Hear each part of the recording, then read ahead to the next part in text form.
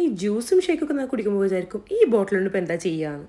അപ്പം എനിക്ക് തോന്നി ഡൂഡിലാട്ട് ചെയ്താലോ എന്ന്. നമ്മൾ ഈ കഫേസിലോ കണ്ടിട്ടില്ലേ നല്ല രക്സത്തിലൊരു പിക്ചർ വെച്ചേക്കുന്നത്. അപ്പോൾ നമുക്ക് അങ്ങോട്ടൊന്ന് കോപ്പി ചെയ്ത് കൊടുക്കാം. എങ്ങനെ കുറച്ച് സിമ്പിളായിട്ടുള്ള ഡൂഡിലാട്ട് ചെയ്താലോ. നമ്മളിന്നൊരു ഫാസ്റ്റ് ഫുഡ് തീം എടുത്തേക്കണേ കേട്ടോ.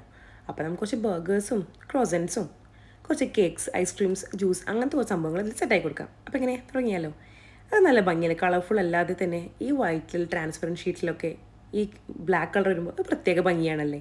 അപ്പം നമുക്ക് കുറച്ച് പിക്ചേഴ്സിന് വരച്ചു കൊടുത്താലോ. ഇതുപോലെ കുറച്ച് ഡോണറ്റ്സ് ജ്യൂസ് ബോട്ടിൽസ് എന്താ കുറച്ച് ഐസ്ക്രീംസ് കോഫി അങ്ങനെ കുറച്ച് സംഭവങ്ങൾ നമുക്കൊന്ന് പെട്ടെന്ന് വരച്ചെടുക്കാം. ഒരു പിസ്സയുടെ പീസ് ചെറുതായിട്ടൊന്ന് ഇതുപോലെ ചീസി ആയിട്ടുള്ളൊരു പിസ്സ പീസ് എല്ലാവരും നമുക്ക് കുറച്ച് സ്മൈലീസും കൂടെ വെച്ച് കൊടുക്കാം കേട്ടോ. അപ്പോൾ അതൊരു എസ്തെറ്റിക് ലുക്ക് ഒന്നുകൂടെ ഒരു ക്യൂട്ട്നെസ് തോന്നും. എങ്ങനെ നെക്സ്റ്റ് ഒരു പോപ്കോണിൻ്റെ ബാസ്ക്കറ്റ് ആയാലോ. ഇതുപോലെ കുറച്ച് ബാസ്ക്കറ്റ്സ് വരച്ചിട്ട് അത് കുറച്ച് പോപ്കോൺസും ഫില്ല് ചെയ്ത് കൊടുത്ത് ഇനി ഫ്രഞ്ച് ഫ്രൈസ് വരക്കാം. പിന്നെ ഞാൻ കളർ ചെയ്യാമെന്ന് വിചാരിച്ചു കേട്ടോ. ഈ ഫ്രഞ്ച് ഫ്രൈസിനൊക്കെ വന്നപ്പോൾ ഒന്ന് ഗോൾഡൻ ഷെയ്ഡ് അടിച്ചാലോ എന്നൊക്കെ വിചാരിച്ചു.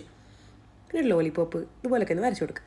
പിന്നെ ഒന്ന് ഭംഗി കൂട്ടാൻ വേണ്ടിയിട്ട് കുറച്ച് സ്റ്റാർസും ഡോട്ട്സൊക്കെ ഇട്ടൊന്ന് ഫില്ലായി കൊടുക്കാം. ഇനി നമുക്ക് ഇങ്ങനെ കണ്ടപ്പോൾ എന്തോ ഒരു ഇതുപോലെ ഒന്ന് കളർഫുൾ ആക്കിയാലോ എന്ന് വിചാരിച്ചു. അപ്പോൾ ഞാൻ കുറച്ച് ഇതുപോലെ ഗോൾഡൻ ഷെയ്ഡ് ഒന്ന് അറ്റാച്ച് ചെയ്ത് കൊടുത്തു. പക്ഷെ എന്തോ അടിച്ചു തുടങ്ങിയപ്പോൾ തന്നെ എനിക്ക് അത്ര കൊള്ളൂല തോന്നി. അപ്പോൾ നമ്മൾ വിചാരിച്ചു വേണ്ട കുറച്ച് ജ്യൂസ് ഇറക്കാമെന്ന്. ഇതുപോലെ ജ്യൂസ് ഒന്ന് ഫില്ല് ചെയ്ത് കൊടുത്തിട്ടുണ്ട്. എങ്ങനെയുണ്ട്? അപ്പോൾ എന്തായാലും വീഡിയോ ഇഷ്ടമായ എന്നത്തെയും പോലെ ലൈക്കും സപ്പോർട്ടും മറക്കല്ലേ.